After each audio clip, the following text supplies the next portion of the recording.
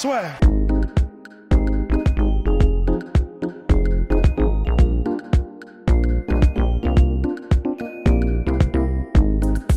Bonjour à toutes et à tous, bienvenue dans le podcast La Sueur. On va parler boxe, on va parler MMA, comme la soirée du 7 décembre prochain. Mec, il persiste et il signe, quoi. Oui, c'est ce qu'on appelle les forceurs. Complètement, mais sachant que c'est le dernier podcast où on force comme ça, parce que c'est le dernier podcast où finalement la soirée est en jeu. Le projet d'une vie, non, le projet de cette fin d'année est en jeu pour nous. Rust, que va-t-il se passer le 7 décembre prochain en croisant les doigts? Le 7 décembre prochain, vous allez avoir une soirée de combat comme en fait il n'y en a jamais eu en France ou vraiment pas beaucoup jusqu'à maintenant. Parce que vous aurez, en fait, il y a les 3 combats qui sont quand même 3 gros combats, que ce soit Yoka contre Hammer, MC Hammer. Yoka Hammer. Il y aura bien sûr l'UFC Washington, il y aura bien sûr Joshua Ruiz 2. Donc on part quand même sur des grosses bases.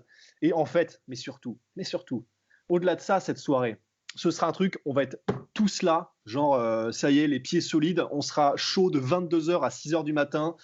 Il y aura du podcast en live, il y aura des guests, il y aura de la bouffe, mais comme vous n'avez jamais vu, des montagnes d'os.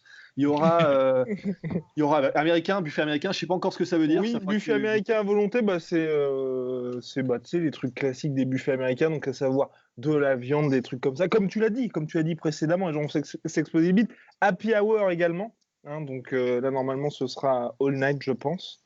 Donc voilà, mais bien sûr vous pouvez consommer raisonnablement, enfin surtout raisonnablement. Surtout. Ouais. Et si vous êtes intéressé, une seule adresse, podcast@lasueur.com, c'est là que vous envoyez votre mail pour se dire si vous êtes intéressé. Et normalement, semaine prochaine, on officialise tout ça. À noter que c'est donc à Paris et que c'est 40 € pour tout au centre de Paris, dans un superbe lieu avec écran géant à foison. Et bref, ça sera très très très bien. Surtout qu'on en a sous le coude, Rust. Mais on peut pas tout annoncer pour l'instant. Ouais. Exactement. Ouais. Donc voilà, allez. Alors. Ceci étant dit, et puis puis on a oublié le nom quand même de la soirée, qui a été breveté, non déposé par Rust lui-même. Ouais, c'est un petit nom que j'ai moi-même inventé, c'est la Nuit Blanche en fait. Donc tout simplement. Enfin, je savais pas. Non, mais parce que la nuit debout était déjà prise, donc. Ça, ouais. On a hésité entre ça, bonnet rouge et gilet jaune, et puis Nuit Blanche, c'était pas mal. Oh mon Dieu. Bon. Putain, ce début de podcast est tellement dur.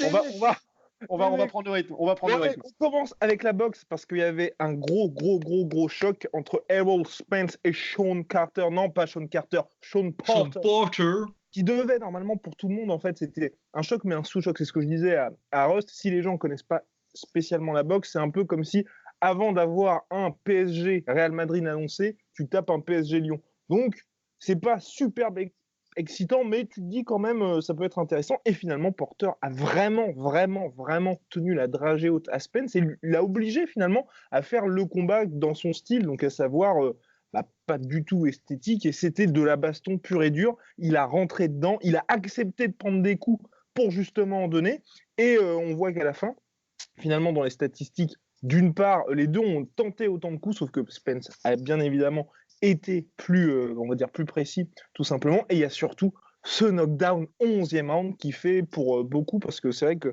n'y a pas trop eu de réaction. Donc Spence s'impose finalement par décision, split décision partagée, mais avec ce knockdown, finalement, ça évite un petit peu d'avoir toutes les, controverses. Merci beaucoup, messieurs. Ça seal le deal. À noter quand même que c'est un crochet du bras arrière qui time en fait sur une esquive rotative de Porter.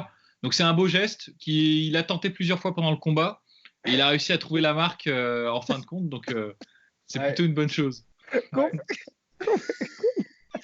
Pourquoi il se marre, l'enfoiré? Je sais pas, j'en peux plus. C'est tellement beau. Ouais.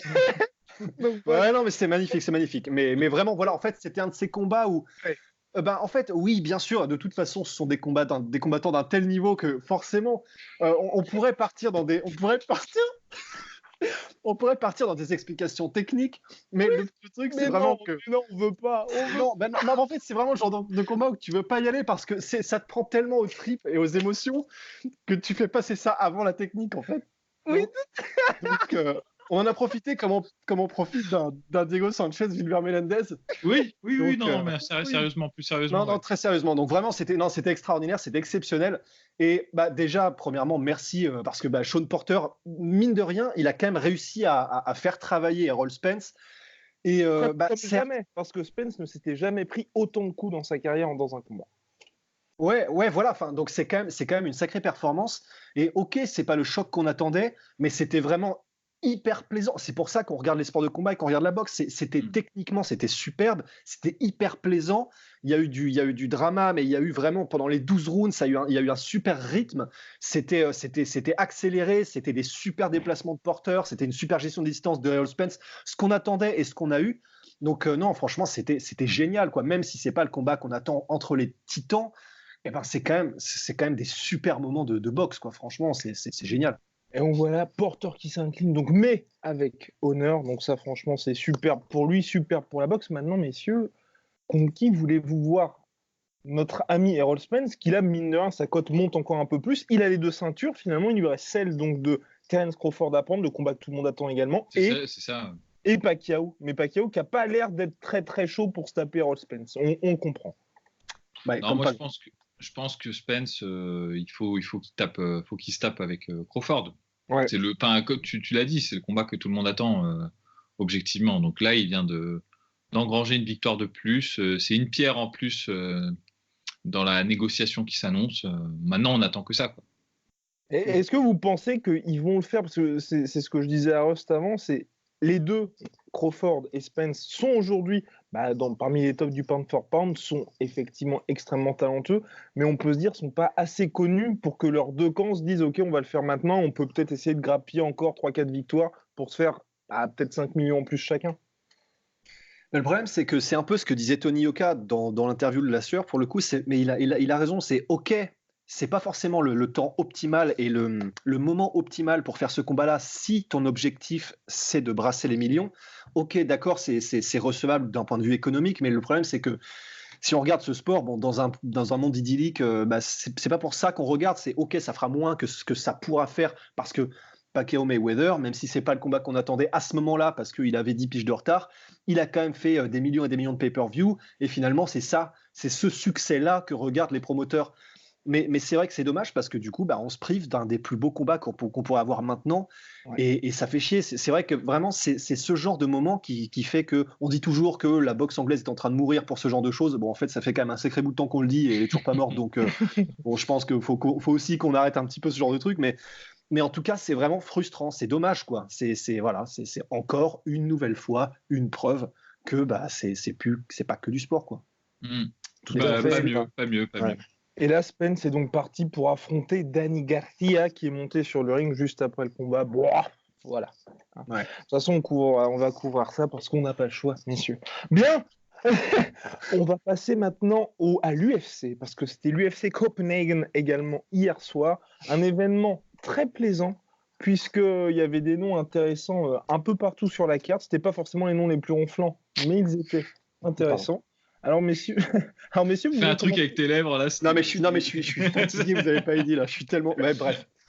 Okay. On commence par quoi pour cette soirée? Peut-être déjà quand même par le main event parce que c'est vrai que Jared Cannonier impressionne parce que monsieur est passé quand même de heavyweight à middleweight. Il n'a pas conservé son heavyweight power. Non, il a conservé son Cannonier power. C'est ce que lui-même a dit. Et là, on a pu encore le voir face à Hermansson, qui n'est pas quand même une brêle, tout simplement, qui était numéro 5 de la catégorie, qui est resté sur une victoire contre Jacare Souza. Et le différentiel s'est fait sentir d'entrée. Et clairement, Cannonier s'impose et il n'y a pas de discussion possible. Là, aujourd'hui, il est dans les contenders de la catégorie. Et c'est vraiment mérité. Et franchement, c'est beau pour un mec qui c'est quoi, il y a 3-4 ans, il était encore mécanicien. Donc franchement... Non, ça devient le dark horse de la catégorie middleweight, véritablement.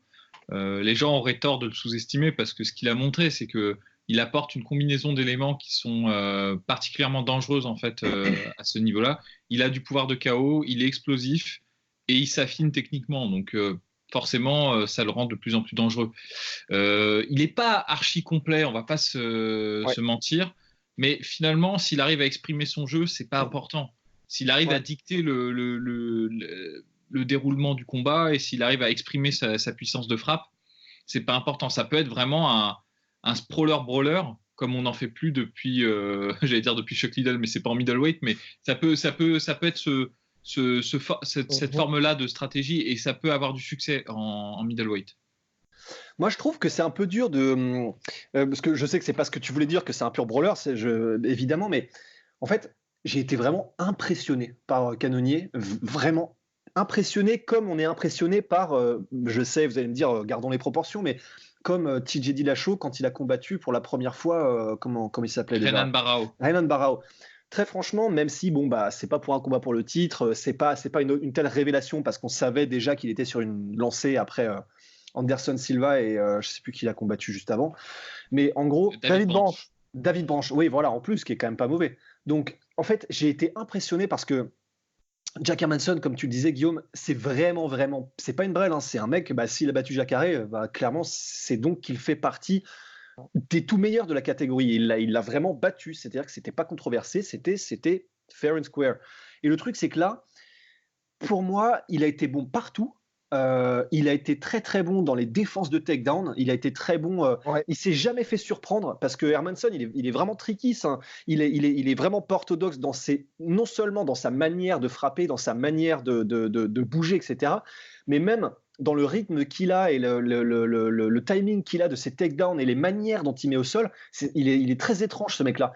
Et Cannonier n'a jamais été dépassé. Et en fait, non seulement il n'a jamais été dépassé, mais en plus, j'ai trouvé que c'était une avancée impressionnante parce que méthodique, technique. Honnêtement, moi j'ai trouvé sa technique vraiment superbe, son long jab où il arrive vraiment à toucher pile juste au bout de son allonge. Hermansson, il se laisse jamais déborder, il feinte.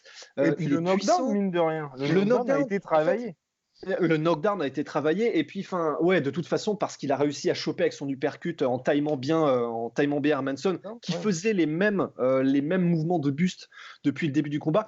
Pour moi, alors ça je l'ai noté, il y a un truc pour moi qui symbolise bien ce qu'a fait Cannonier, le fait qu'il soit économe dans ses gestes, pas de déchets, mais néanmoins vraiment technique, rapide, etc. C'est à 1,21, si jamais vous re-regardez le combat, donc l'horloge du premier round indique 1,21.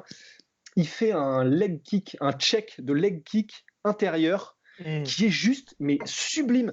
Il bouge à peine sa cuisse vers l'intérieur parce qu'il a vu le truc venir, mais vraiment à 400 km. Il a dû vraiment exploser le pied de Hermansson à ce moment-là. Et pour moi, ça, c'est tout Cannonier. C'est-à-dire que j'ai vraiment un plaisir de ouf à mater ce mec-là.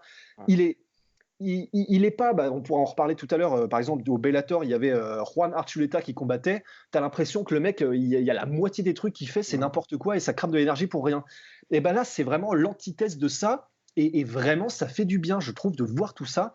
Donc Cannonier, alors je sais pas ce qu'il donnera parce que le problème c'est qu'il est dans une catégorie où il y a des hitman mais comme aucune caté j'ai l'impression en ce moment.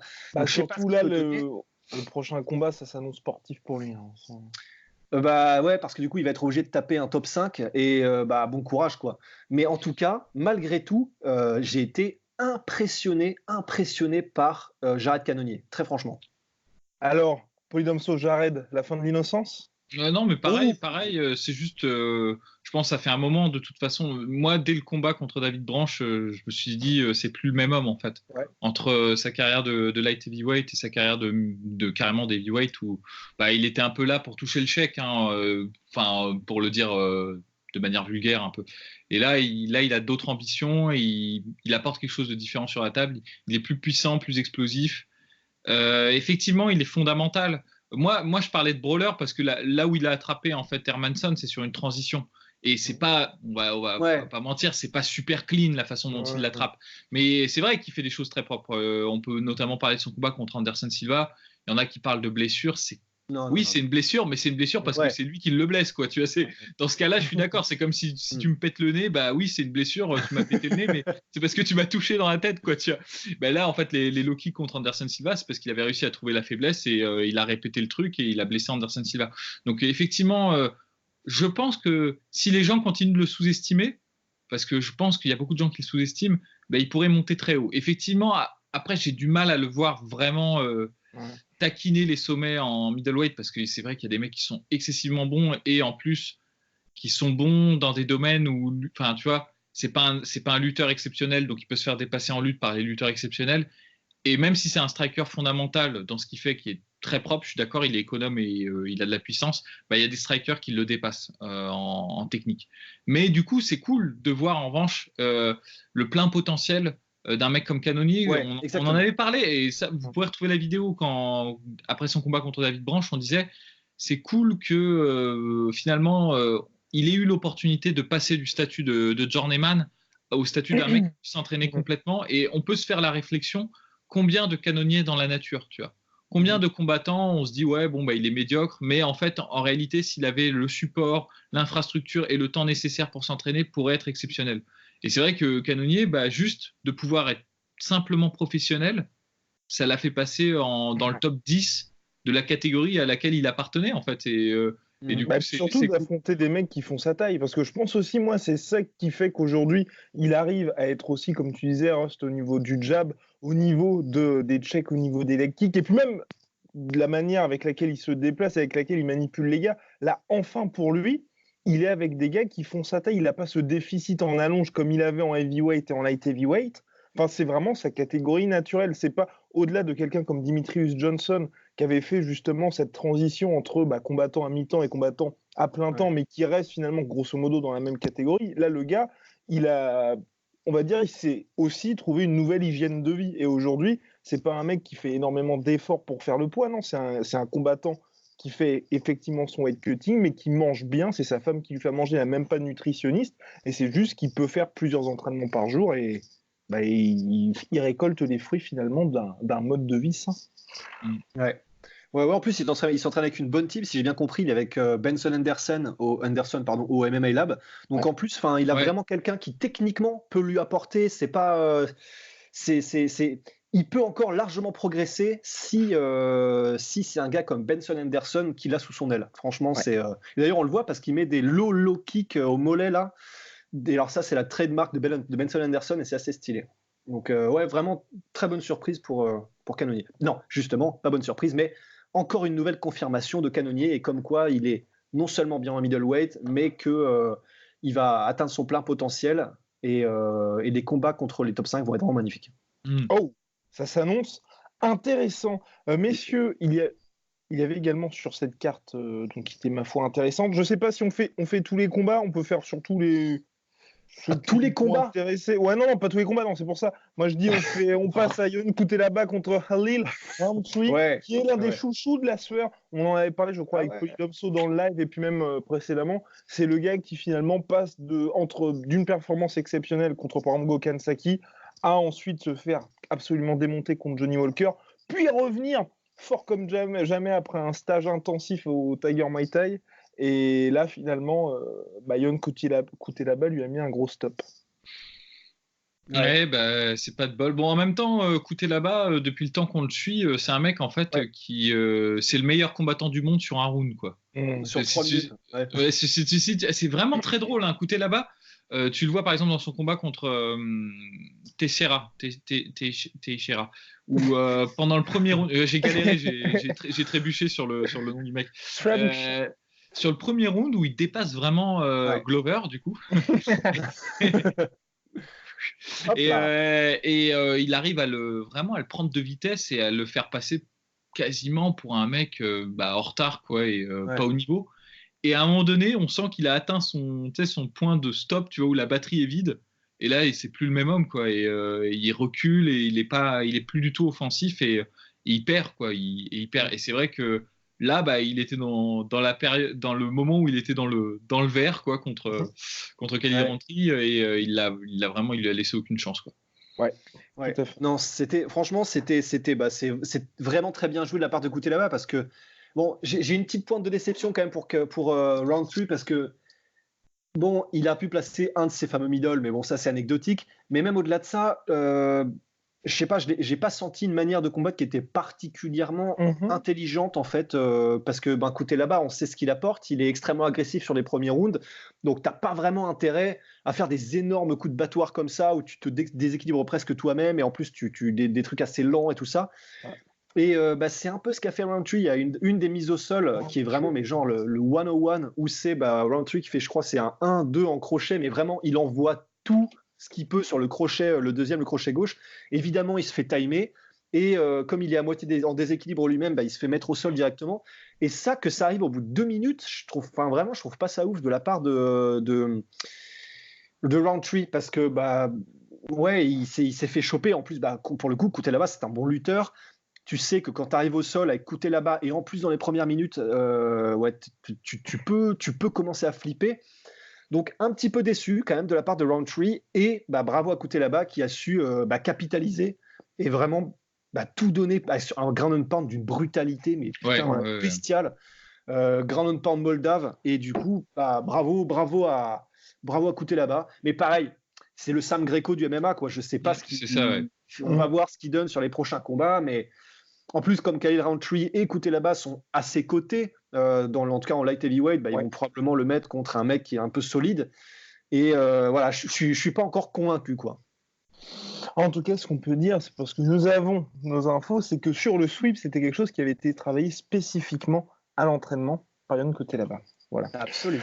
Avec Fernand Lopez. Bien. Ouais. On va passer maintenant au. Peut-être aller pour finir sur cette carte-là. Nicolas Dalby qui faisait son retour, que l'on aime pas mal chez la sueur, parce qu'il sortait notamment d'une guerre que Rust avait énormément appréciée au Cage Warrior. Et donc là, il revenait chez lui, une entrée très émotionnelle, très forte en émotion.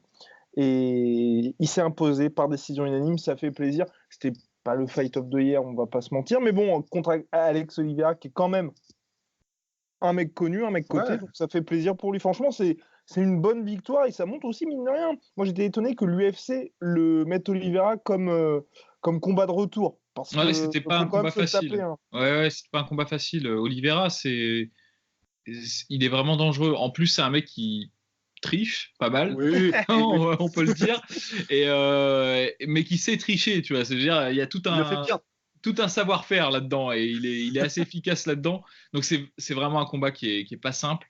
Et Dalby est bon.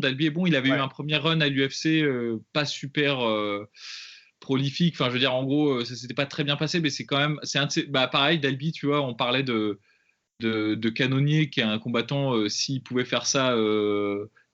Dès qu'il s'entraîne à temps plein et qu'il peut vraiment se professionnaliser, il est bon. Dalby, j'ai l'intuition que c'est un peu pareil, quoi, que c'est un mec, s'il était bien encadré dans une bonne team et tout, pour être exceptionnel, peut-être pas exceptionnel, je vais me calmer, pour être excellent, mais là, il a fait un beau combat, donc j'étais satisfait, quoi. Enfin... Ouais, pareil, pas plus. Rien à ajouter, pas plus. Il y avait également le Bellator, donc qui avait fait une double soirée. On était revenu sur la première soirée dernièrement avec Polydomso. Là, ils étaient donc au Forum de LA. Il y avait donc AJ McKee et son père qui combattaient sur la même carte. C'est ouf, ça. Oui, exactement. Son père, 49 piges, mais qui restait chaud, surtout vu l'adversaire qu'il lui avait mis, qui s'est imposé par KO. Et AJ McKee qui a claqué le KO après 8 secondes. Donc là, voilà, ce qui est bien, c'est qu'il fait en plus partie du tournoi featherweight de l'organisation. Donc on va enfin savoir, un peu comme Michael Venom Page, de quoi il vaut, même si à la différence de Michael Venom Page, McKee reste très jeune. Et donc là, finalement, même s'il perd au prochain tour, enfin, dans 2 tours contre Caldwell, ce ne sera pas non plus déterminant, pour sa carrière ou dramatique. Vous, qu'en pensez-vous de ce cher McKee ? Perso, déjà, je suis content parce que bon, le Bellator a beaucoup de prospects. Ouais. Beaucoup de prospects qui se prennent des stops aussi. Et pour l'instant, AJ McKee reste caché dans le maquis. Donc, il y arrive. Et en plus, je trouve que c'est un bon timing parce que, ok, il est à 15-0 et il n'a pas encore affronté de tueur, mais tant mieux pour moi en fait, parce que déjà, il a affronté des mecs. Et là, je trouve que comparé à Michael Venom Page, il y a une vraie graduation qui est intelligente. Il était à Pat Curran juste avant, qui est un vrai. J'allais dire taulier, mais dans le sens, il en a vu quoi. C'est un vrai vétéran, pardon. Donc il a combattu Pat Curran et là il combattait Georgie Polydomso. Karapetian. Voilà. Peut-être, je suis pas sûr à 100%. Mais en tout cas, c'est un mec qui de toute façon dans la catégorie était assez installé. Il avait pareil vétéran, même si c'était pas un mec qui avait eu un run comme d'autres en ont eu. Ça c'était pas. Tu sentais qu'il allait jamais devenir champion dominant, quoi. Mais c'était vraiment des bons vétérans, des bons gatekeepers. Donc la graduation est bonne parce que là, c'est le premier tour d'un tournament featherweight où il y a vraiment des gros clients. Très franchement, là, je suis assez surpris qu'il y ait une telle qualité. On sait que le Bellator a un bon roster sur cette catégorie. Bah là, ça en fait partie. Franchement, il y a quoi? Il y a Darion Caldwell, du coup, il y a AJ McKee, il y a aussi Patricio Frère, et il y a le dernier, c'est Daniel Weichel. Ouais, Weichel, je sais plus quel est son prénom. Ouais. Mais qui est quand pas sûr non plus. un gros palmarès aussi. Donc, pour moi, c'est parfait qu'il ait cette graduation. Ouais. On va voir ce qu'il donne parce que bon, bah, là, de toute façon, en 8 secondes, c'est impressionnant. Ça veut dire une chose, c'est qu'il a un pouvoir de chaos, c'est génial. En plus, ça fait du buzz pour lui, c'est parfait. Mais on ne peut pas en retirer grand-chose. Ouais. Mais voilà, en tout cas, je suis très content pour McKee et à voir la prochaine étape. Franchement, très bien pour le Bellator aussi. Le Bellator, superbe pour le Bellator. Donc, il y avait, comme tu l'as dit, Patricio Pitbull Frère qui combattait aussi, donc porteur de la ceinture, et qui combattait face au coéquipier de TJ Dillashaw, si je ne dis pas de bêtises. Rowan Archuleta, il s'est un... Oui, pardon. TJ Dillashaw d'ailleurs, qui en fait était censé être dans son corner, et en gros, parce qu'il a été suspendu par... Alors, c'est la commission de New York, du coup. Oui. Et ben en gros, c'est-à-dire que tu n'as pas le droit de combattre quand tu es suspendu, mais tu n'as pas non plus le droit de venir dans le coin de tes combattants. Donc en fait, les mecs l'ont arrêté à l'entrée, quoi. Arrêté par la police, bien. Donc Patricio. Et c'est Patricky, frère, ou c'est Patricio? Patricio, ouais. Patricio qui est aussi s'entraîne avec Cerudo, donc c'est marrant. Ouais, quand même. C'est assez marrant, il faut le noter. Parce que Archuleta s'entraîne avec TJ et lui s'entraîne avec du coup Patricio, avec Cerudo. Oui. Et comme quoi, Captain America est quand même un excellent coach parce qu'il a quand même 2 porteurs des doubles ceintures, donc 2 porteurs de champ dans son roster. Bien, donc Patricio qui s'est imposé par décision unanime, mais une bonne grosse victoire par décision. De toute façon, je pense qu'il n'y avait pas trop de suspense au début. Moi, j'étais assez, mine de rien, assez surpris du match-up du Bellator parce que te dire que tu fais un title fight pour ça. Bah, en fait, c'est parce que Archuleta, il avait mis KO Dantas, bien. Et mine de rien, même si c'est une des catégories où ils ont pas mal de mecs, ils en ont quand même pas autant qu'à l'UFC. Donc, du coup, il suffit qu'il y ait un KO comme ça pour te propulser, en fait. D'autant plus que c'est assez marrant. Du coup, j'ai été me faire une petite ressucée du palmarès de Patricio Frère, et en fait au bout d'un moment, il a affronté genre 4 fois Daniel Strauss, 3 fois je sais pas qui, donc au bout d'un moment ça fait pas beaucoup de sens, mais à moins de faire de Final Fantasy 25 avec toujours le même adversaire, au moins ça change, et je pense que c'est aussi pour ça qu'ils l'ont fait. C'était du sang frais, comme dit Polydomso, il sortait d'un bon combat où il a fait le buzz, donc ça avait du sens, mais c'est vrai qu'en revanche il a été outclassé, ça c'était assez impressionnant. Ouais. Et bien, la revanche que personne n'attendait, à part la sueur, entre Lyoto Machida et Gegard Mousasi. Bon, voilà, clairement, on l'a dit avant le podcast, Gegard qui est dans un niveau de motivation. Rust, je vous en prie. Ouais, en fait, je voulais juste finir sur Patricio Frère, en fait, simplement en 2 petites secondes, mais si jamais parce que s'il y a des gens qui suivent la sueur et qui sont plutôt UFC, qui connaissent pas trop les autres organisations, etc., juste simplement, Patricio Frère, en fait, dites-vous que c'est quelqu'un, donc il est en featherweight, qui a vraiment, vraiment un très, très bon niveau. Et s'il était à l'UFC, il pourrait vraiment, vraiment, vraiment déjà combattre pour le titre et surprendre beaucoup de monde. Et là, le combat qu'il a fait contre Archuleta, qui est vraiment un très bon combattant aussi, il y avait vraiment 2 classes d'écart. T'avais l'impression, comme de temps en temps, quand un champion défend et que le champion est vraiment dominant, que Patricio Frère, en fait, avait toujours 2 coups d'avance. C'est assez somptueux à regarder. Il y a eu pas mal de déchets aussi dans les mouvements de la part d'Archuleta et de toute façon, Patricio, qui a un pouvoir de KO quand même assez impressionnant, te le fait payer à chaque fois parce qu'il est très solide techniquement et ultra rapide. Donc pour ceux qui ne connaissent pas, vraiment allez faire un tour sur les highlights ou regarder les combats de Patricio Frère. Franchement, vous allez... En plus, il est excitant à regarder les combats, vous ne serez pas déçus. Mais surtout qu'il sortait, je ne sais pas si on peut dire ça, de la victoire la plus importante de sa carrière face à Michael Chandler par KO et pour le titre lightweight. Et c'était il n'y a pas très longtemps. Donc franchement, c'est un mec élite, mine de rien. Ouais. Ah oui, absolument. D'accord avec vous. Donc, maintenant, le fameux combat entre Lyoto Machida et Gegard Mousasi, 2 combattants qui sont clairement dans une phase descendante de leur carrière. Là, ça y est, c'est terminé. Là. Mais là, je serais plus sévère avec Mousasi parce que je pense que Mousasi, il en a encore sous le pied, en fait, et c'est juste qu'il se casse pas le cul, quoi. Honnêtement, vraiment, et c'est un reproche.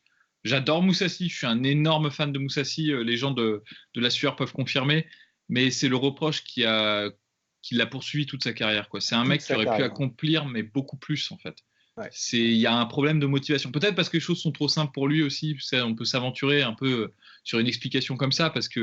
Et c'est vrai que l'un dans l'autre, sa carrière est quand même vraiment pas mal parce qu'il a 47 victoires. 46-7, je crois. Ouais, et puis les seules défaites qu'il a eues, c'est vraiment contre des cadors. Et donc, il a une belle carrière. Mais c'est vrai qu'il aurait pu prétendre à beaucoup plus parce qu'il y a une période où, quand même, il était sur une lancée. Il était super jeune. Et il est complet, c'est un combattant qui est complet, qui sait à peu près tout faire. Donc on aurait pu se dire, le mec, franchement, il peut atteindre un sommet et tout. Et là, de le voir, pas trop se donner de mal en fait au Bellator, parce que normalement, il aurait dû éclater Machida. Enfin, vraiment, à ce stade de sa carrière. Et pareil, j'adore Machida, mais Machida, il est en déclin et c'est plus le même homme, quoi. Et c'est un mec on a vu que physiquement, il s'était remis à l'entraînement très sérieusement depuis son départ de l'UFC. Certes, mais n'empêche que normalement ça aurait dû être une formalité pour Mousasi. Ouais. Et là, c'était poussif, quoi. C'était vraiment poussif. C'était chiant, hein. C'était chiant quand même. Enfin, honnêtement, je vais lâcher le terme, c'était quand même chiant. Hein. Mais comme tu dis, peut-être aussi que Mousasi s'attendait, j'imagine, à avoir une revanche immédiate contre Demi Lovato et finalement, comme ça ne se fait pas. Demi Lovato. Ouais. En tout cas, on veut tous une revanche contre Demi Lovato. Même une trilogie contre Demi Lovato. Bien, passons maintenant au Glory, parce qu'il y avait un énorme combat au Glory entre Alex Pereira, que Rust déteste, mais vous allez en apprendre un peu plus sur lui. On balance. Alors là, on balance contre Donegui Abena, qu'on avait déjà vu au Glory 66 à Paris. Il avait perdu contre Varitov par décision partagée. Moi, j'avais trouvé vraiment qu'il avait fait quand même un bon combat, certes. Et puis, il avait surtout bien touché Varitov c'était quoi, 3e round sur un high kick. Sur un high kick, ouais. Et donc là, les deux s'affrontaient pour la ceinture intérimaire light heavyweight du Glory, sachant que en cas de victoire, Pereira allait devenir le premier champ de l'organisation. Et il l'a fait avec un KO de l'espace comme ce qu'il est en train de nous faire depuis je ne sais pas trop combien de combats, parce que Jason Wilnis, il l'a démonté. Et là, contre Donegui, le 3e round, c'était masterclass de Pereira. Rust, allez-y. Alors oui, le 3e round, c'était masterclass, c'était beau, tout ça. Mais alors en fait, je sais pas, parce que j'ai un peu de la même manière que j'avais beaucoup de doutes avec Adesanya au début. Et finalement, je suis conquis maintenant par Adesanya. Eh ben, j'ai vraiment des réserves parce que je suis pas du tout impressionné par Pereira en fait. Les 2 premiers rounds, j'ai pas du tout eu une impression de contrôle, ni de sérénité, ni de. On parlait de Patricio Freire juste avant contre Archuleta. Là, vous regardez le combat, vous vous dites, ok. Enfin, là, il y en a un qui est juste complètement au-dessus en fait, c'est-à-dire que c'est comme si Archuleta ne méritait pas mine de rien le title. Enfin, tu sais, s'il n'y avait pas ce tournoi-là, il aurait jamais le title shot. Mais en fait, là où je veux en venir, c'est que même si Donegui est un très bon combattant, là, la manière dont a combattu les 2 premiers rounds Pereira, alors en fait, on sait tous qu'il est très bizarre, qu'il est très awkward, il est pas orthodoxe dans ses déplacements, dans sa manière de frapper, dans sa manière d'approcher les enchaînements et les entrées, etc. Mais c'est une chose de pas être orthodoxe, mais c'en est une autre en tout cas, c'est l'impression que j'ai, de parfois se mettre en danger parce que tu fais des choses qui n'ont pas nécessairement. Ouais, mais il a jamais été en danger là contre. Franchement, il y a des moments où en clinch où il s'en prend et franchement, moi, je suis pas serein du tout. Il y a des moments où ça c'était assez cool où il met des espèces de low kick à la Masaki Nori avec le talon là sur l'extérieur de la jambe. Moi, j'ai adoré là, tu vois, j'ai vu ce round-là, j'étais conquis quoi. J'ai pensé à toi direct, mais le truc c'est que du coup, ça met un peu plus de temps tu mets plus de temps à lever la jambe, c'est un low kick qui est plus long, il est plus facilement contrable, etc. Et il y a plusieurs fois où il le met et Donegui avance et du coup, c'est assez brouillon, il sait plus trop quoi faire. Et il y a ça, il y a la sélection de coups qui m'a pas impressionné dans les premiers rounds, qui font que j'ai une impression de brouillon, en fait. J'ai une impression que c'est un peu brouillon, même si clairement il est technique et il fait mal. Et Dieu merci, il a ses genoux, parce que si c'était du pur kickboxing, j'aurais peur pour Pereira, quoi. Mais voilà, j'attends les prochains combats. Même si le 3e, par contre, c'était incroyable. Le 3e. Ouais, je serais moins sévère que Rust. Je pense que le problème de Pereira, c'est qu'il a un style qui est vraiment atypique. Et ça peut paraître brouillon, mais mine de rien, il y avait de la tactique dedans parce que il sanctionnait toujours Donegui avec les genoux pour l'empêcher vraiment de rentrer. Et Donegui, c'est vraiment, pour ceux qui n'ont pas vu ses combats, c'est un mec qui combat vraiment avec le style Mike Passener, qui fait beaucoup des crochets mi-longs pour terminer sur un low kick. Et dans ce combat, il n'a jamais pu installer son rythme. Il a toujours été emmerdé à chaque fois qu'il arrivait à mi-distance de ce frappe, il se mangeait un genou, il n'arrivait pas à rentrer. Et notamment l'autre technique qu'essayait de passer Pereira, c'était son crochet du bras avant. Finalement, il a réussi à le placer au troisième round et il a mis KO Donegui là-dessus. Mais en fait, il a vraiment empêché Donegui de s'exprimer. Et je pense que c'est ça que fait Pereira beaucoup, c'est qu'il a un style qui est tellement atypique, tellement bizarre. Déjà, sa façon de se tenir est vraiment étrange pour un kickboxer. Ouais, puis même ses retraits. Il a les mains assez basses. Il est très grand. Moi, j'étais étonné parce que je me suis dit, il monte de catégorie normalement. Il devrait être plus petit parce que Donegui est pas petit et en fait, il est plus grand. Il a un physique 1,94. Ouais, il a un physique vraiment étrange. C'est un peu un épouvantail, quoi. Tu vois. Et il a cette façon de gérer ses distances qui est assez étrange. Et je pense que ça met vraiment. Ça te permet pas de développer confortablement ta technique. Et je pense que c'est comme ça. C'est cette alliance de trucs. Alors, je suis d'accord avec toi, pas académique du tout, et pas proprement et pas fondamentalement bien fait. Ça, je suis d'accord. Mais ça, allié avec sa puissance de KO, ça en fait vraiment un adversaire dangereux, quoi. Parce que là, tu vois, il a suffi qu'il passe. Qui passe son crochet. Alors, il l'a déjà mis au sol juste avant avec un genou, il me semble. Ouais, magnifique. Au corps. Ouais. Et juste après, quand l'autre essaye d'accélérer, il le sanctionne direct, quoi. Direct, il le sanctionne. Donc, je pense que c'est un très bon combattant. Effectivement, c'est pas le plus beau à regarder, mais c'est efficace. Parce que moi, en revanche, je pense qu'il a jamais été en danger contre Donegui. Il y a jamais un moment où il était débordé, où il contrôlait le truc. À sa manière, il contrôlait le combat, quoi. Parce que c'est vrai que, en fait, je suis d'accord avec toi, c'était pas une impression de danger, c'était pas dans le sens où Donegui était vraiment, quand il avançait, tu sentais que, que Pereira était débordé, mais c'était plus une impression de, j'étais pas serein dans le sens, j'avais pas l'impression qu'il était en sécurité dans les positions qu'il prenait, dans la défense qu'il avait, et qu'il l'aurait à coup sûr protégé d'un coup un peu qui sortait de nulle part de Donegui. J'avais l'impression qu'il était susceptible à un one-shot qui sortirait un peu de l'ordinaire de Donegui. Et pour le coup, tu vois, par exemple, Petrosyan contre Andy Risti, là, c'est vraiment typiquement le mec très, très classique et fondamental, même si c'est un génie absolu, Petrosyan, contre un mec qui était super awkward, bizarre, etc. Pourtant, dans la manière de combattre de Risti, même si bien évidemment ce sont deux combattants différents, Risti et Pereira, il est super awkward, super bizarre, des déplacements étranges, un rythme étrange.